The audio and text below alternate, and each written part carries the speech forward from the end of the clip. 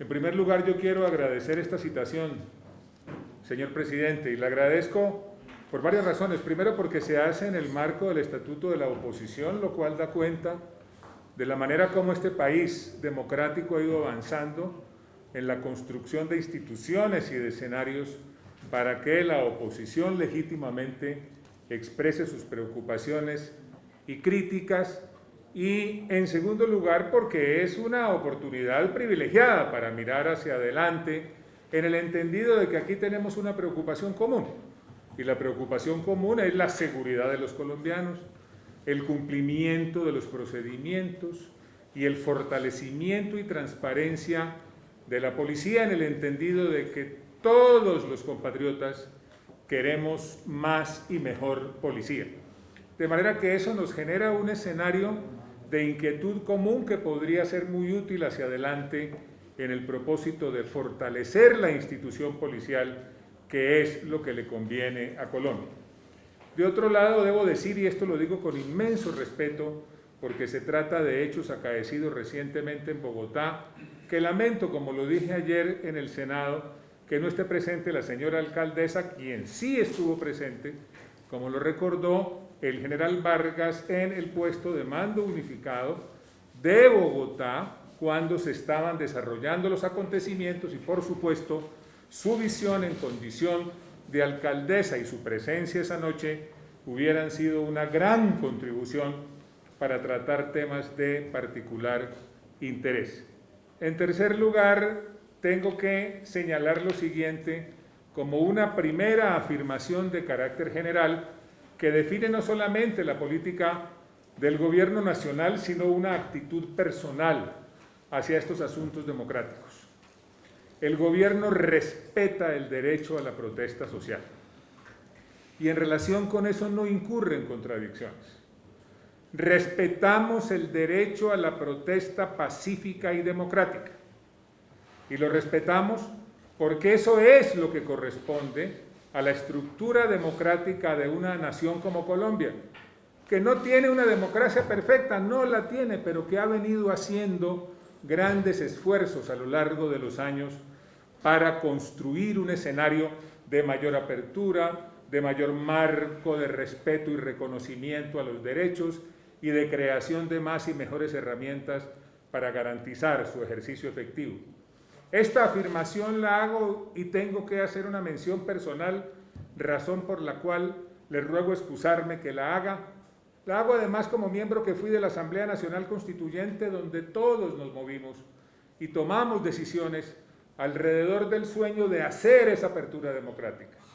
De ahí la incorporación en nuestra Carta del principio de la democracia de participación, de ahí la incorporación en nuestra Carta de todos los mecanismos posibles para hacer esa participación ciudadana más eficaz y más dinámica.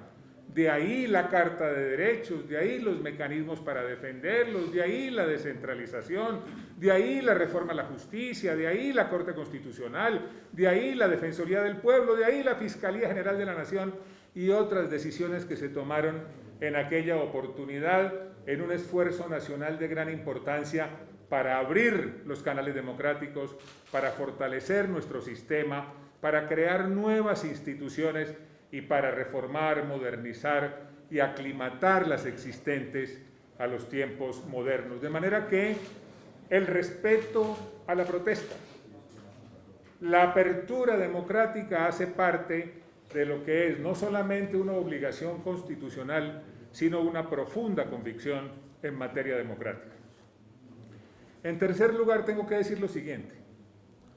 El gobierno colombiano rechaza y le duele profundamente que los hechos delictuales hayan llevado a la muerte del señor Ordóñez. Lo lamentamos en el alma porque nos duele la muerte de cualquier colombiano. Nos duele que colombianos mueran en esas circunstancias. Y como ese es el sentimiento, no solamente producto de nuestras obligaciones legales, sino un sentimiento auténtico con respecto a esa realidad dolorosa e indignante, lo que hemos hecho desde un principio es impulsar todas las decisiones que sean necesario tomar dentro del marco propio de las competencias, naturalmente, porque eso hay que respetarlo, de la Policía Nacional. Por eso la policía inmediatamente procedió a suspender a estos dos agentes. Por eso la policía inmediatamente procedió a dictar un auto de apertura con respecto a la posible responsabilidad disciplinaria por la participación en conductas que pueden constituirse en un tipo penal. Por eso la Policía Nacional inmediatamente empezó el análisis de los videos que se fueron recogiendo para identificar posibles acciones que comprometan la actuación de uniformados e iniciar los procedimientos internos correspondientes. Por eso la policía inmediatamente inició la acción de examen de las armas, del número de municiones que se habían empleado ese día y, por supuesto, procedió inmediatamente a recaudar el dicho de los agentes que señalaron haber usado las armas con respecto a las razones y a las circunstancias por las cuales esas armas fueron utilizadas. Eso con el propósito de ir tomando decisiones internas y, por supuesto, de trasladar lo correspondiente a las autoridades competentes en materia disciplinaria y en materia penal.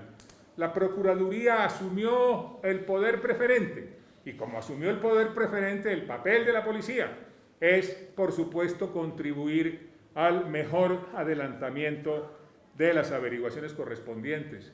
Pero no se quedó allí la policía, inmediatamente procedió también a iniciar averiguaciones con respecto a la conducta de 5 agentes más y con respecto a ellos también tomó decisiones y ha seguido tomando decisiones a la luz de los hallazgos que se han tenido en desarrollo de los procesos y procedimientos internos que tiene la policía en estos casos.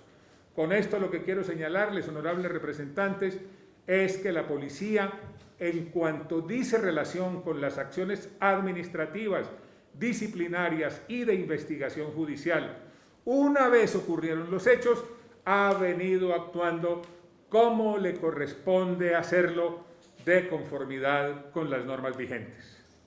En lo que tiene que ver con la posición del gobierno sobre los hallazgos que se hagan relacionados estos con eventual violación a las leyes o a los reglamentos, no hay duda de que el gobierno estará del lado de las decisiones más severas que corresponda tomar dentro del marco de las competencias propias de la policía y, por supuesto, a la luz de los elementos que los procedimientos que se están adelantando arrojen. De otro lado, tengo que decir, y esto es muy importante repetirlo, yo sé que algunos representantes han escuchado esto y a algunos no parece gustarles mucho, pero eso no tiene realmente mayor importancia en cuanto a esa evaluación.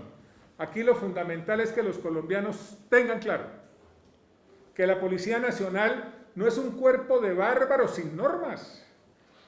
La Policía Nacional es una institución centenaria que a lo largo de los años ha ido fortaleciendo sus procedimientos, que a lo largo de los años ha ido mejorando su marco regulatorio interno, que a lo largo de los años y en virtud de los procesos de internacionalización ha ido adoptando normas en el propósito de que los reglamentos y normas internas tengan el aval de las más exigentes organizaciones internacionales. De ahí que sea tan sólido el marco jurídico que rige la actuación de la policía y de los policías. Un marco jurídico internacional y nacional amplio, detallado, con el más importante aval de esas organizaciones internacionales y que se convirtieron en inspiración para las determinaciones que posteriormente se tomaron al interior de la policía cuando se expidieron los reglamentos que hoy rige lo relacionado con el acompañamiento a manifestaciones, participación en disolución de disturbios y, por supuesto, empleo de armas y uso de la fuerza. Con esto lo que quiero señalar es que todas las conductas de la institución y todas las conductas individuales se rigen alrededor de estos marcos. Estos marcos son los que determinan el uso de la fuerza. Estos marcos son los que determinan la etapa previa al momento en el cual se usa la fuerza. Estos son los marcos que determinan las valoraciones que deben hacerse con respecto al momento en el cual hay la disyuntiva de emplear o no la fuerza.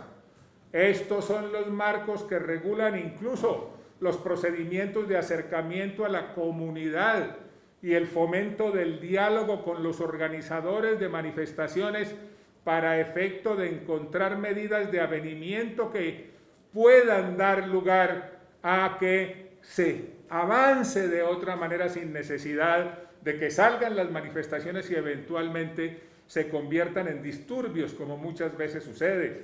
Aquí están los marcos que rigen de una manera muy precisa lo que es la autoridad y mando. Y este tema que es tan importante, es fundamental leerlo porque aquí se ha preguntado muchas veces ¿y quién ordenó? ¿Y quién ordenó? ¿Y quién ordenó? En el propósito seguramente de sugerir que es que esas órdenes vienen del gobierno nacional o del director nacional de la policía. No, eso también está arreglado. Y hay normas específicas relacionadas con el mando y dirección que voy a permitirme leer, de acuerdo a las características, la magnitud del evento y la influencia o afectación regional, departamental, distrital, municipal o local del mismo, los comandantes de la región metropolitana y departamento de policía responden y asumen como comandantes del dispositivo policial. Por eso dijo lo que dijo en su momento, y no sé por qué lo han criticado de esa manera, el general Penilla, y por eso dijo lo que dijo esta noche aquí el general Rodríguez. Aquí lo que existen son marcos de actuación para la institución, marcos que deben ser respetados. Si en un momento determinado un integrante de la policía se ve ante la disyuntiva de usar o no su arma de dotación, es decir, el arma del Estado que tiene en ejercicio de la fuerza legítima del Estado, y la usa de conformidad con los reglamentos y protocolos, naturalmente no habrá consecuencias negativas para él. Pero si la usa con desconocimiento de los protocolos, con violación de los reglamentos o las normas, naturalmente tiene que someterse a los procedimientos internos que conduzcan a la determinación del nivel de responsabilidad que pueda llegar a tener. Y con respecto a las armas, tampoco puede aquí quedar duda sobre esto. Voy a permitirme entonces señalar cuáles son los criterios orientadores. ¿Criterios orientadores en una norma nacional? No. Criterios orientadores que se desprenden de las resoluciones de Naciones Unidas que se han expedido y que regulan esta materia específica. ¿Cuáles son esos criterios? Los funcionarios encargados de hacer cumplir la ley podrán utilizar armas de fuego al dispersar reuniones violentas. Segundo, cuando no se puedan utilizar medios menos peligrosos. Tercero, en la mínima medida necesaria. Dicen esas normas también, normas internacionales, que se abstendrán de emplear armas de fuego salvo en las siguientes circunstancias. 1. Defensa propia o de otras personas. 2. Peligro inminente de muerte o lesiones graves. 3. Evitar la comisión de un delito particularmente grave que entrañe una seria amenaza para la vida. 4. Con el objeto de detener a una persona que represente ese peligro y oponga resistencia o para impedir su fuga. Y 5. Cuando sea estrictamente inevitable para proteger una vida. Es decir, el uso del arma oficial, del arma de dotación, en circunstancias de este tipo, está arreglada, está definida. Y por eso dije ayer en el Senado y repito hoy aquí, que en el momento en que el policía tenga que hacer la valoración acerca de su uso o no, será la realidad de lo que aconteció y las consecuencias que eso tenga las que determinarán la responsabilidad o ausencia de responsabilidad de ese agente del Estado dedicado a construir seguridad para los colombianos. De otro lado, es muy importante hacer referencia a lo siguiente. Se ha convertido en una práctica dañina, diría yo, en momentos como este de alteración del ánimo, legítimamente, por supuesto. Aquí nadie puede estar contento y nosotros no lo estamos con lo que pasó. Pero infortunadamente esos momentos de indignación en ocasiones conducen a que empiecen a lanzarse juicios de manera anticipada y de manera inconveniente incluso para el adelantamiento de los procesos investigativos que están sometidos también a normas, términos, reglamentos y distintas etapas. ¿Por qué lo señalo?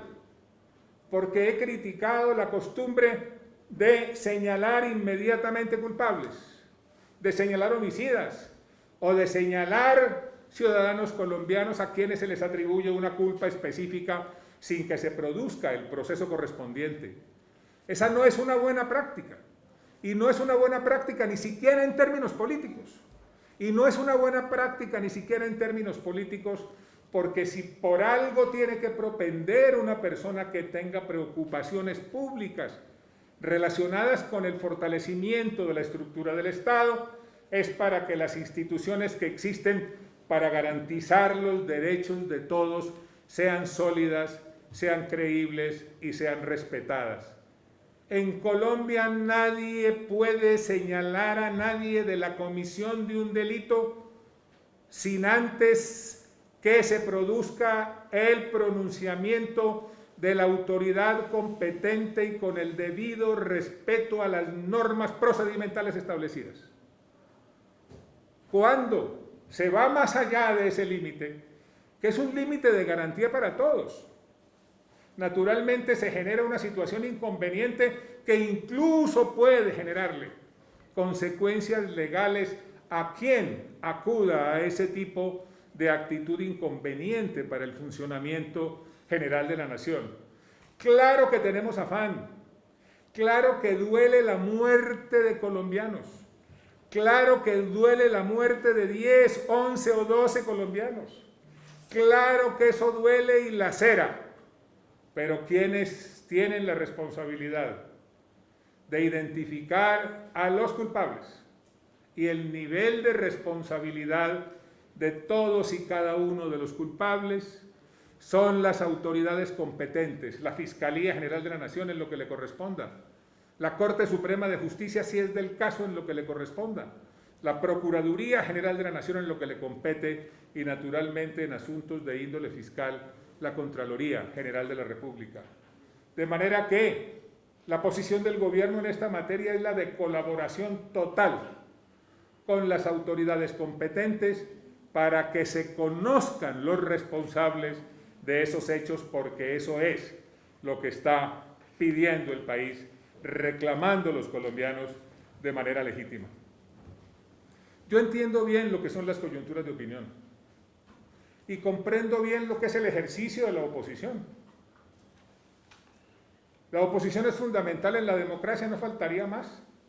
Y la oposición es respetable y por eso tiene marcos que le garantizan su actuación, y soy de la idea de que cada vez que se pueda fortalecer institucionalmente esos marcos de actuación de la oposición en un régimen democrático, hay que hacerlo.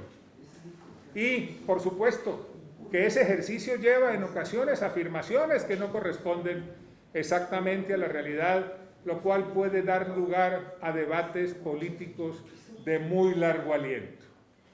Quizá uno que está surgiendo en este momento con gran fuerza es el que dice relación con las políticas de este gobierno, la política de seguridad y convivencia y, por supuesto, la reforma o modernización y transformación de la policía. Aquí se ha dicho que es que este gobierno no tiene política y se ha dicho que es que el gobierno vive pegado todavía a los viejos criterios de la Guerra Fría. Nada que ver con eso. Para nosotros es perfectamente claro cómo ha evolucionado el mundo, cómo ha evolucionado el pensamiento político, cómo ha evolucionado la opinión pública, cuáles son las nuevas realidades, los nuevos mecanismos, las nuevas exigencias, la nueva naturaleza de la opinión pública universal. Y no faltaría más que en un momento en el cual lo que predomina es el intercambio permanente y en las más distintas áreas de la vida humana, el relacionamiento internacional, vayamos a quedarnos en el pasado. Debo decirles que eso del enemigo interno que han mencionado tanto, eso no tiene nada que ver con lo que es la política de defensa y seguridad del gobierno Duque para la legalidad, el emprendimiento y la equidad. Este gobierno concibe la defensa y la seguridad para eso, para que avancemos en legalidad, para que creemos condiciones de emprendimiento y para que garanticemos la equidad. Y aquí se está entonces en esa materia frente a una transformación estratégica que contiene los siguientes ejes: innovación, ciencia y tecnología, del control militar al control institucional del territorio, disrupción del delito, seguridad cooperativa y agua, biodiversidad y medio ambiente. Ese es el corazón, la columna vertebral de la política de seguridad del gobierno del presidente Duque, que no tiene nada que ver con aquellas inspiraciones políticas e ideológicas de un pasado que superamos y que ojalá quede atrás. Eso sí, ojalá todos los que tengan visión y ambición política dejen atrás esa época. Esa época es buena dejarla atrás porque esa época dividió, porque esa época llevó a las estigmatizaciones, porque esa época se convirtió luego en manifestación tiránica del poder en muchos países del mundo, y el hecho de que haya quedado en el pasado le conviene al fortalecimiento de la vida democrática, no solamente en Colombia y en nuestro hemisferio, sino en otros países de la región, en todos los países de la región, para ser más claro. Y se dijo que en materia de seguridad la policía está militarizada. ¿De dónde sacan esa historia?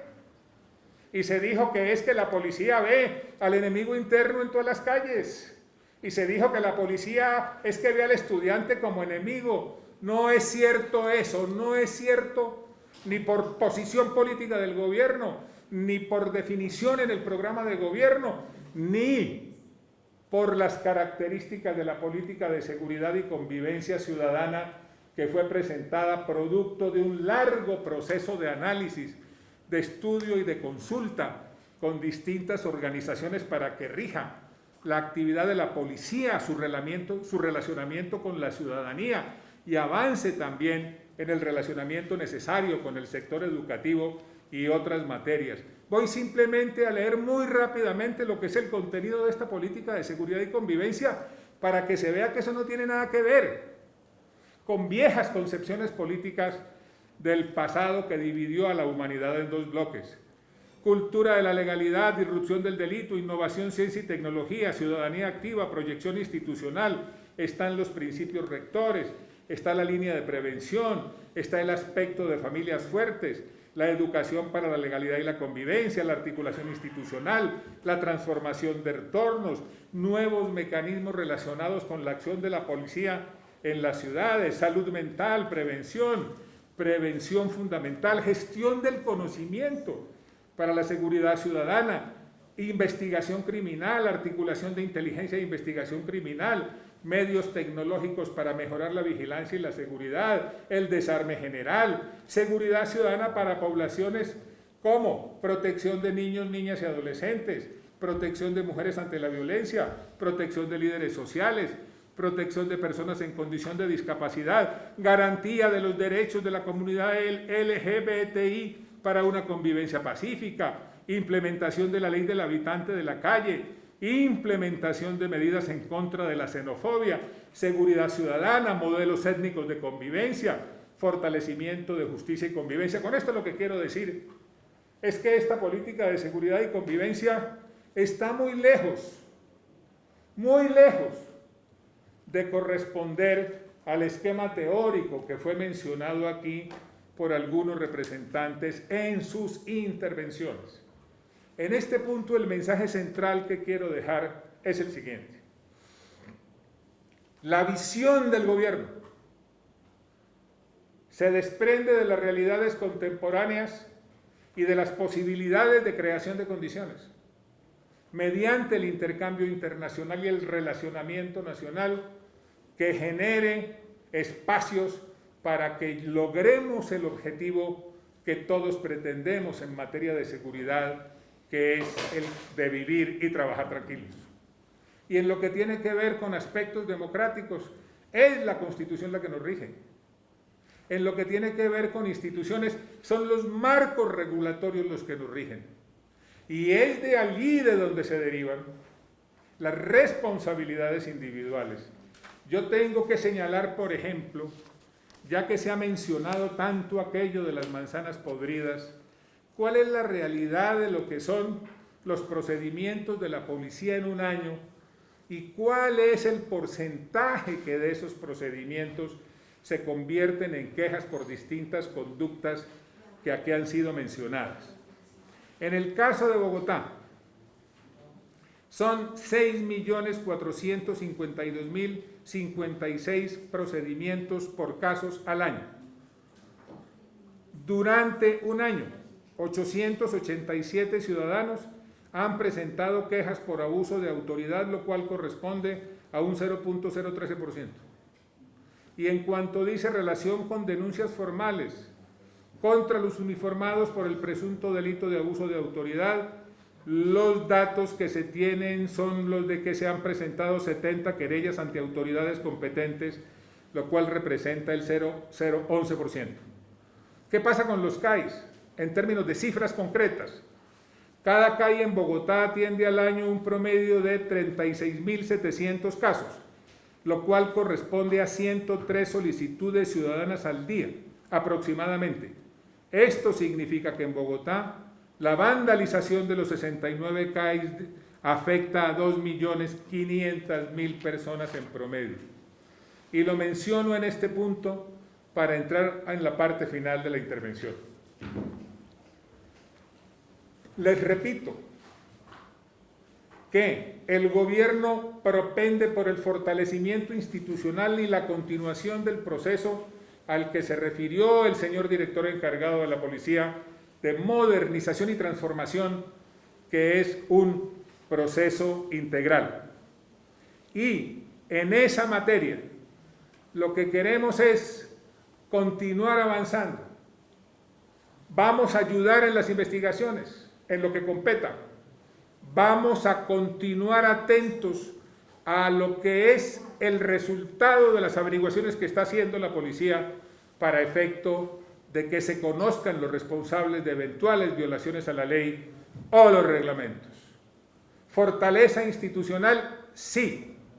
Castigo a los policías que violen la ley o desconozcan los reglamentos, sí. Pero de igual manera yo quiero hacer un llamado respetuoso.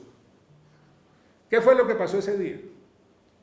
Ese día se produjeron hechos luctuosos, por supuesto, que todos rechazamos, me refiero a las muertes de ciudadanos colombianos, lo cual me lleva a transmitirle nuevamente un mensaje de solidaridad a las familias. Pero además de eso, ¿qué sucedió? Y aquí no podemos cerrar los ojos. Sobre esto no podemos engañarnos. Ese día hubo un ataque masivo, sistemático, premeditado y doloso contra la infraestructura policial y contra los agentes de policía.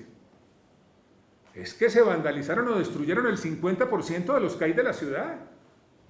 Yo comprendo bien la indignación y comprendo bien lo que son las reacciones y comprendo bien lo que es salir a protestar en las calles, pero se destruyeron o vandalizaron el 50% de los CAI de la ciudad. Es decir, que se hizo una afectación severa a la infraestructura de seguridad de la capital de la República. Y adicionalmente a eso, ¿qué pasó? Sucedió que quienes tuvieron participación en esos hechos, o como autores materiales, o como determinadores, o como cómplices, o como instigadores, han quedado incursos no en conductas teóricas, sino en tipos penales que están definidos en la legislación penal nacional: daño en bien ajeno, o daño en bien de uso público, o en violencia contra servidor público, o en porte ilegal de armas, o en homicidio, o en perturbación del servicio de transporte, o en obstrucción a vías que afectan el orden público, o en delitos contra la vida e integridad física de los animales, o empleo o lanzamiento de sustancias peligrosas, o incendio o pánico, o hurto y hurto calificado, o azonada, o concierto para delinquir, o terrorismo, o tentativa de homicidio, o instigación a delinquir, para mencionar algunos tipos penales. Pero hay que ir más allá. En cada uno de esos CAIs había mínimo 2 policías, según la información que he recibido. Eso quiere decir que si se afectaron 70 CAIs, quienes actuaron contra esa infraestructura física pudieron haber incurrido en el delito de tentativa de homicidio contra 140 agentes de la policía. Pero no solamente eso, atentaron también contra estaciones de policía. Los policías que estaban en esas estaciones fueron víctimas también de un ataque violento que puso en peligro su vida. Pero no solamente eso, es que en esas estaciones había personas detenidas. O sea que quienes actuaron violentamente contra las estaciones pusieron también en peligro la vida de las personas que estaban detenidas.